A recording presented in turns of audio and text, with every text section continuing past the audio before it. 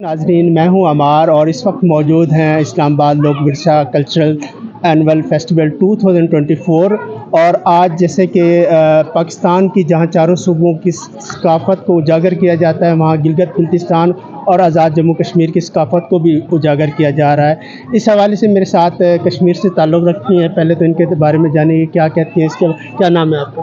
السلام علیکم جی، میرا نام نبیلہ خان ہے اور میں کشمیر سے تعلق رکھتی ہوں، اور آج رات کو کشمیر کلچر نائٹ ہے، تو میں سب کو یہی بولوں گی کہ وہ آئیں ہم کشمیری کلچر دیکھیں۔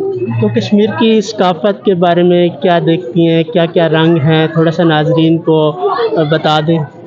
جی، کشمیری کلچر کے بہت پیارے رنگ ہیں، میں سب کو یہ بولوں گی کہ آ کے دیکھیں۔ اس میں خاص کر کشمیری امبرائڈری اور کشمیری چائے بہت مشہور ہے اور کشمیری کلچہ بہت مشہور ہے۔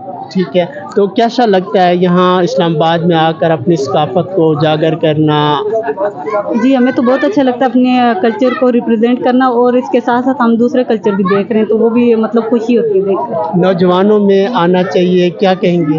جی، سب کو یہ بولوں گی کہ سب آئیں اپنے کلچر کو، کیونکہ جو قومیں اپنے کلچر کو بھول جاتی ہیں تو وہ آگے نہیں بڑھ سکتی۔ جی ناظرین، جیسا کہ آپ نے سنا ہے، جو قومیں اپنی ثقافت کو بھول جاتی ہیں وہ اپنے آپ کو بھلا دیتی ہیں، اسی لیے یہ ثقافت کا جو ٹریڈیشن ہے وہ نسل در نسل آگے بڑھتا رہے۔ مجھے دیجیے